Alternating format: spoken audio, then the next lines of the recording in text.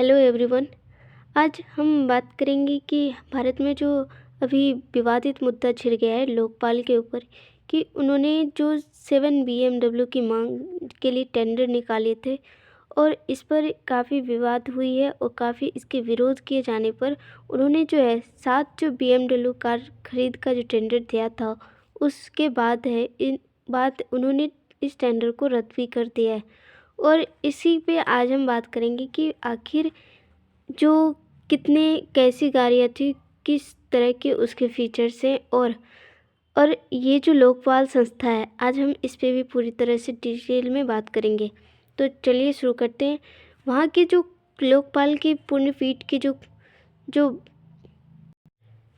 Tender लिया गया था, उस टेंडर को रद्द करने की निर्णय लिया गया है और उसके बाद 16 दिसंबर को ये टेंडर को रद्द कर दिया गया। और ये जब टेंडर लिया गया था 16 अक्टूबर 2025 को 7 BMW 3 सीरीज 330 ली कारों की खरीद के लिए टेंडर जारी किया गया था लोकपालों के द्वारा कि उनके 7 जो मेंबर्स हैं उनसे 7 मेंबर के लिए 7 गाड़ी की खरीदारी के लिए उन्होंने टेंडर बनाया था, लेकिन विरोध के कारण उनको ये रोकना पड़ा।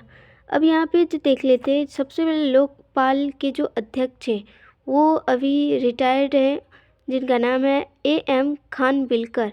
ये रिटायर्ड जस्टिस हैं जो पहले सुप्रीम कोर्ट के पहले मुख्य न्यायाधीश हुआ करते थे और वो वहाँ से रिटायर हो चुके हैं और अब प्रेजेंट में ये लोकपाल के अध्यक्ष हैं। और इनकी बात करें तो उन्होंने लोकपाल के अध्यक्ष सेवानिवृत्त जो न्यायमूर्ति AM खानविलकर हैं, उन्होंने लोकपाल में एक अध्यक्ष उन्होंने ये बात कही है कि जो हमने वो टेंडर निकाले थे उसको हमने रद्द कर दिया है और हमें भी जो है हमें जनता की और उनके भावनाओं को सम्मान करते हुए हमने ये फैसला लिया है। और एक बात और है कि जो उसके जो मेंबर होते हैं लोकपाल के, वो एक अध्यक्ष होते हैं और 8 मैक्सिमम जो है 8 उनके सदस्य होते हैं। मतलब कहे तो एक अध्यक्ष और उसके जो सदस्य होंगे टोटल सदस्य 8 होंगे, जिनमें एक सदस्य होगा और 7 उसके मेंबर्स होंगे अलग। और उसी तरह से जो टेंडर में जो उन्होंने पूरी तरह से एक लिस्ट बना के दी थी कि बहुत सारे पन्ने की कि उनको किस तरह की और किस कलर की उनको गाड़ियाँ चाहिए। तो उन्होंने सफ़ेद रंग की BMW 330 ली M स्पोर्ट और कारें मांग की थी। उन्होंने पूरी लिस्ट बना के दी थी कि उनको किस तरह की कारें चाहिए थे।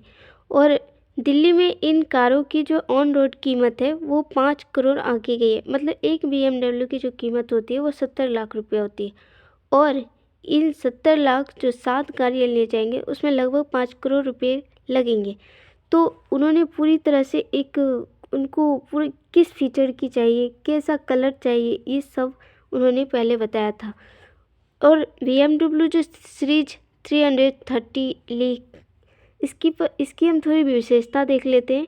तो जो BMW 330 ली जो है इसे 3 सीरीज ग्रैंड लिमोजीन भी कहते हैं और इसकी खासियत है कि इसका परफॉर्मेंस जो है बहुत बेहतर है और इसमें जो लॉन्ग व्हील बेस होते हैं, मतलब पीछे की लग्जरी फीचर्स होती है। पीछे में बैठने के लिए बहुत ज़्यादा मतलब बड़ा सीट और बड़ी एकदम लग्जरी की तरह होता है सब कुछ। और उसके बाद जो है इसे हाईवे और शहर हाईवे के लिए बहुत ज़्यादा ही परफेक्ट है, क्योंकि अगर गड्ढा वगैरह भी होता है तो ये आराम से उस चीज़ को मैनेज कर लेता है, पता भी नहीं चलता है। और इसमें जो सबसे बड़ी फीचर है कि इसमें बहुत बड़ा एक बड़ा टच स्क्रीन भी लगा हुआ है और उसके थ्रू एकदम मॉडर्न टेक्नोलॉजी के थ्रू इसे बनाया गया है और इसका माइलेज भी बहुत ही अच्छा है। इस वजह से जो लोकपाल ने अपनी गाड़ियों की टेंडर में BMW को चुना था। और इस तरह की गाड़ियाँ होती है BMW जो, लेकिन लोगों का सवाल था कि आखिर ये लोकपाल को BMW की ज़रूरत क्यों है। BMW तो बड़े सुरक्षा के लिए लिया जाता है, लेकिन आखिर लोकपाल जो लोगों की सुरक्षा के लिए वो एक संस्था है, आखिर उन्हें इतने महंगे गाड़ियों की क्या ज़रूरत है। और सबसे पहले तो जो 7 लग्जरी कारें लिए गए थे, वो उन्होंने बाकायदा इसका पूरा लिस्ट जारी किया था किस तरह की चाहिए। उन्होंने उसके बाद इसके बाद कांग्रेस पूरी जो भी जितने भी विपक्षी दल हैं, उन्होंने पूरी तरह से इसका विरोध किया और टेंडर जो है 16 दिसंबर को ये टेंडर निकाला गया है कि अब इसे रद्द किया जाए, इसके लिए फैसला दिया गया। और इस पर काफ़ी लोगों ने भी इस पर काफ़ी विरोध किया। अब हमें यहाँ पे बात करेंगे भारत में लोकपाल के बारे में।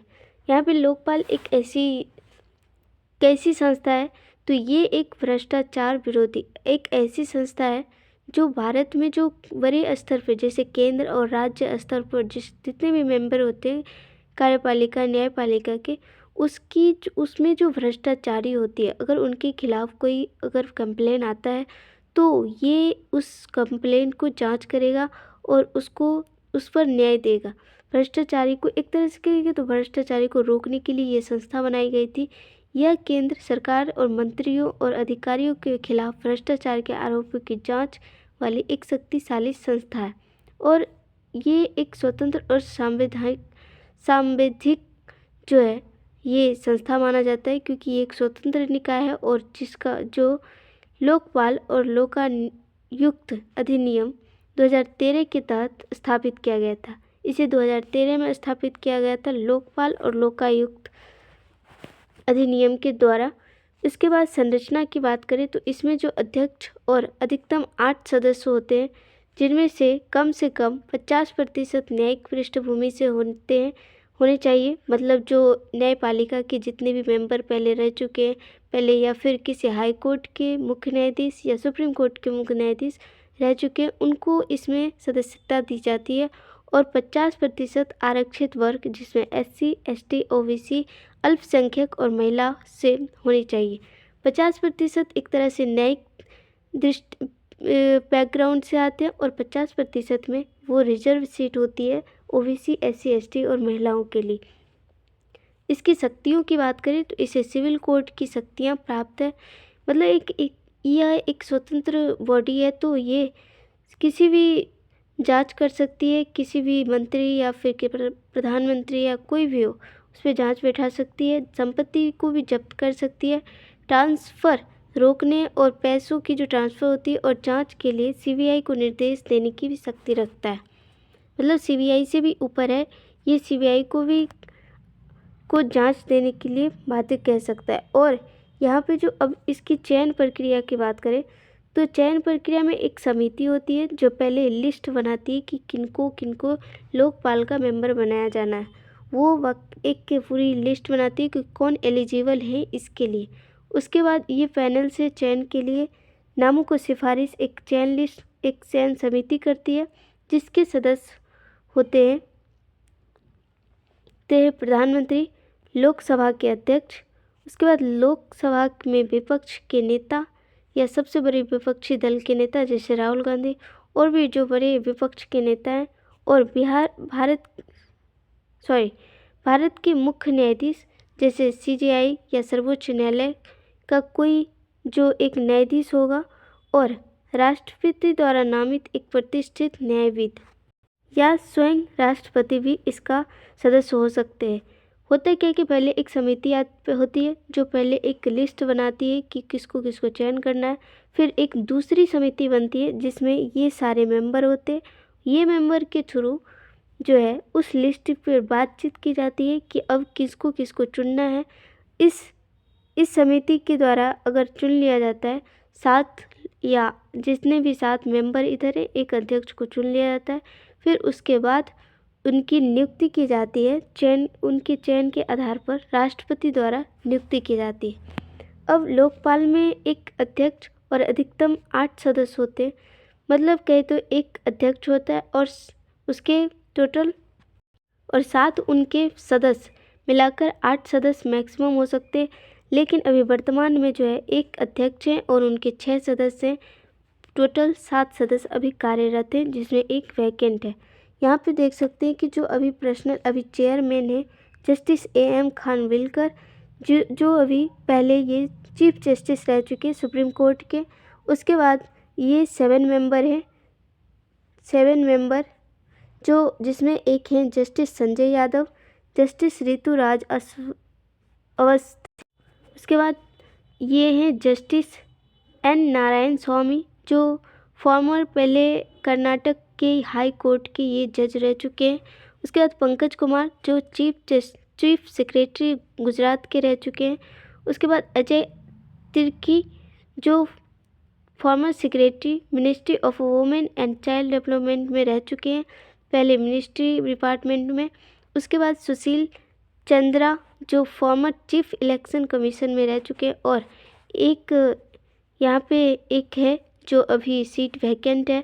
और एक है जस्टिस ऋतुराज अवस्थी, जिसके बारे में मैंने बताया कि ये चीफ जस्टिस कर्नाटक के हाई कोर्ट के रह चुके हैं। इस तरह से आप यहाँ पे देख सकते हैं कि जो 50% है यहाँ पे, लगभग 3 और 4 जो लोग हैं यहाँ पे, वो पहले किसी न किसी हाई कोर्ट में वो एक तरह से जस्टिस के एक जो चीफ जस्टिस के रूप में काम कर चुके हैं हाई कोर्ट या सुप्रीम कोर्ट में। उसके बाद जो है उधर के जो मेंबर थे ये सब या तो मिनिस्ट्री डिपार्टमेंट या फिर किसी सेक्रेटरी डिपार्टमेंट से आए हुए हैं। तो इससे पता चलता है कि 50-50% का चयन प्रक्रिया को माना जाता है।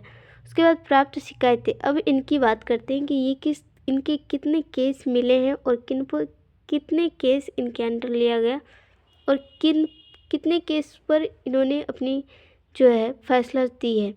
अब यहाँ पे इनको जो कुल शिकायतें हैं लगभग 2320 प्राप्त हुए हैं, जिसमें इन्होंने खारिज शिकायतें लगभग 90% शिकायत को सही प्रारूप में न होने के कारण खारिज कर दिया।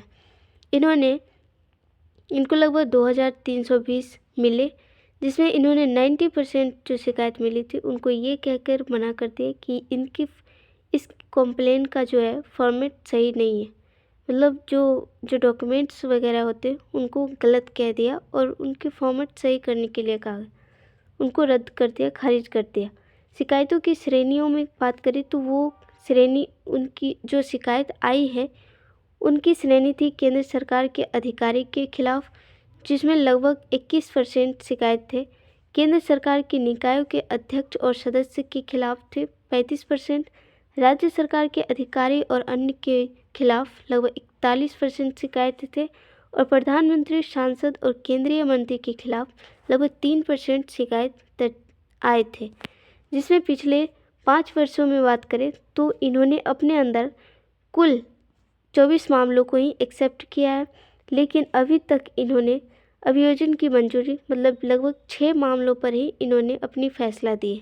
उन 6 मामलों को अभी पूरी तरह वो पब्लिकली नहीं दिखाते और इन्होंने 24 मामलों में वो भी 6 मामले अभी 5 वर्ष में इन्होंने सिर्फ 6 मामले पर अपनी फैसला दिए। यहाँ पे एक ये फॉर्मेट देख सकती है जो लोकपाल के है। इन्होंने मैक्सिमम जो भी कंप्लेन आए हैं उनको ये कह के मना कर दिया कि इस फॉर्मेट जो prescribed under the relevant rules, ये जो कंप्लेन है आया है ये फॉर्मेट के अंदर नहीं है, रेलिवेंट नहीं है ये कंप्लेन, ये कहकर ये बहुत सारे कंप्लेन को खारिज कर दिए और मात्र 24 तो अंदर में आए, वो भी 6 ही इन्होंने फैसला किया।